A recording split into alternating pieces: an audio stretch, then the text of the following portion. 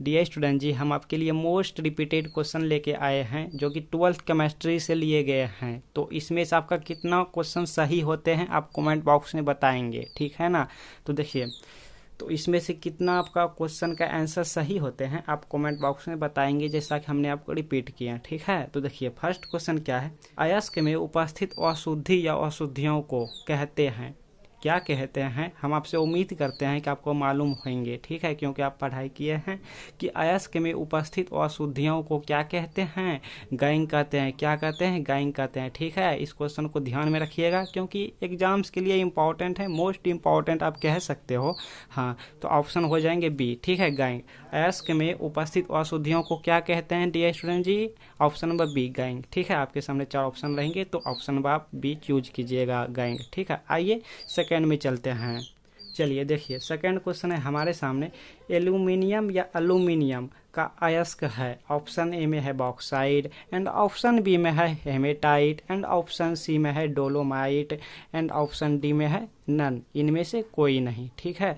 तो हम आपसे उम्मीद करते हैं कि आपको ये भी क्वेश्चन आते होंगे क्योंकि एल्यूमिनियम मोस्ट इम्पॉर्टेंट हैं। ये 5 मार्क्स में पूछे जाते हैं, 5 अंक में पूछे जाते हैं। आप इससे स्टडी कर लीजिएगा, ठीक है। तो एल्यूमिनियम को आप अच्छे से सीख लीजिएगा। तो आपके सामने बॉक्साइड, हेमेटाइट, डोलोमाइट, इनमें से कोई, यहाँ का जो करेक्ट आंसर होंगे वो होंगे बॉक्साइड, ठीक है। एल्यूमिनियम का मुख्य अयस्क क्या है, बॉक्साइड है। ध्यान में रखिएगा, ऐसे क्वेश्चन एग्जाम्स के लिए मोस्ट इंपॉर्टेंट आप कह सकते हो।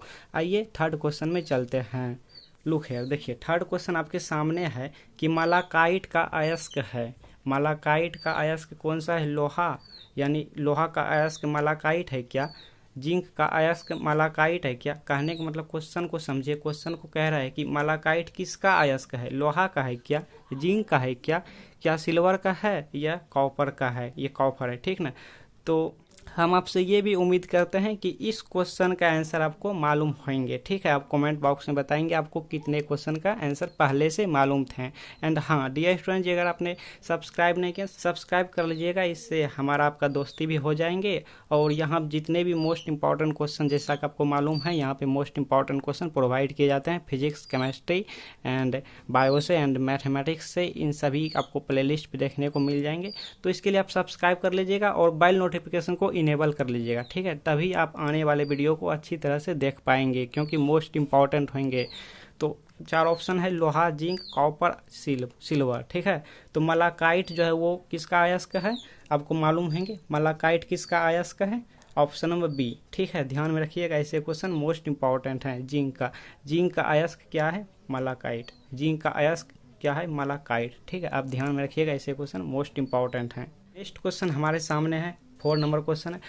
क्वेश्चन क्या है कि अर्वाचीन आवर्त सारणी किसने बनाया, ठीक, मालूम है ना। हम उम्मीद करते हैं आपसे कि ये 4 ऑप्शन में से एक ऑप्शन आपको सही ऑप्शन आपको मालूम होंगे पहले से, ठीक है।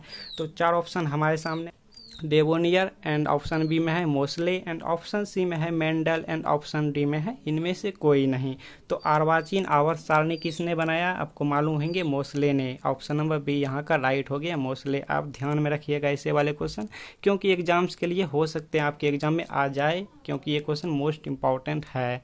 चलिए देखिए, नेक्स्ट क्वेश्चन हमारे सामने है, दूध एक उदाहरण है। कहने का मतलब दूध किसका उदाहरण है, इन 4 ऑप्शन में से किसका उदाहरण दूध है।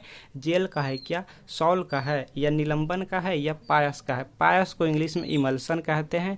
हो सके आपके एग्जाम में पायस की जगह इमल्सन हिंदी में लिख दे, इमल्सन, ठीक है, हिंदी में लिख दे। तो आप वहाँ पे ध्यान रखिएगा कि पायस और इमल्सन एक ही होते हैं। तो दूध एक उदाहरण है, ऑप्शन नंबर आप देख ही रहे हो, तो इसका हो जाएंगे राइट आंसर पायस, ठीक है। इमल्सन का उदाहरण दूध है, ठीक, ये मुख्य उदाहरण है। तो इसीलिए आप ध्यान में रखिएगा, ऐसे क्वेश्चन इंपॉर्टेंट है, एग्जाम में हो सके आ जाए।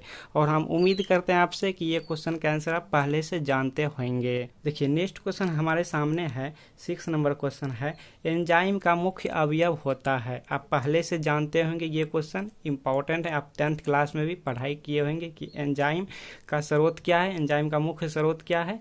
ऑप्शन ए में है प्रोटीन एंड ऑप्शन बी में है कार्बोहाइड्रेट VVI क्वेश्चन है, एंड ऑप्शन सी में है वसा, एंड ऑप्शन डी में है हार्मोन्स। ठीक है, तो एंजाइम का मुख्य अवयव होता है प्रोटीन। आप ध्यान में रखेंगे इसे वाले क्वेश्चन, एग्जाम्स के लिए मोस्ट इंपॉर्टेंट की कैटेगरी में इसको रखे गए हैं, तो वहाँ पे आप ऑप्शन ए चूज करेंगे प्रोटीन। आइए नेक्स्ट क्वेश्चन को देख लेते हैं।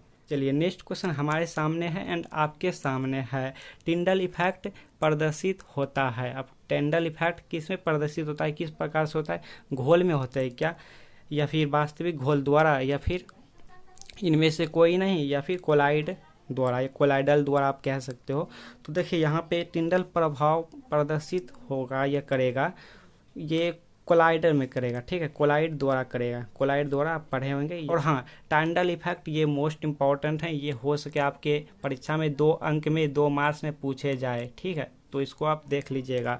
तो आइए नेक्स्ट क्वेश्चन चलते हैं, हम यहाँ पे ऑब्जेक्टिव सिर्फ डिस्कस कर रहे हैं। नेक्स्ट क्वेश्चन हमारे सामने है एंड आपके सामने है कि प्रथम कोटि, देखिए प्रथम कोटि का अभिक्रिया ये मोस्ट इंपॉर्टेंट के कैटेगरी में रखा गया है। ठीक है, आपके एग्जाम्स के लिए। हाँ, इसको आप देख लीजिएगा, प्रथम कोटि की अभिक्रिया से क्वेश्चन बनते हैं, इससे 2 अंक के क्वेश्चन पूछे जाते हैं या फिर 5 अंक में भी पूछे जाते हैं इसका व्यंजक निकालने के लिए। तो आप इसको तैयारी कर लीजिएगा। हम उम्मीद करते हैं कि आप पहले से तैयारी कर लिए होंगे, नहीं किए हैं तो हमें ज़रूर बताएंगे। ओके, हाँ, तो प्रथम कोटि की अभिक्रिया के लिए टी हाफ मतलब होता है अद्र आयुकाल हिंदी में। ठीक है, इसी को हम डिनोट करते हैं अद्र आयुकाल। इसका डेफिनेशन भी एग्जाम में पूछे जाते हैं कि बताओ अद्र आयुकाल क्या है और इसका फार्मूला या फिर इसका व्यंजक प्राप्त करें। ठीक है, तो यही जो व्यंजक है ना, यही पे व्यंजक यहाँ पे ऑप्शन में गिवन है, 4 ऑप्शन है, यही इनमें से कोई एक इसका व्यंजक निकला हुआ है। ठीक है, मतलब कि टी हाफ इक्वल टू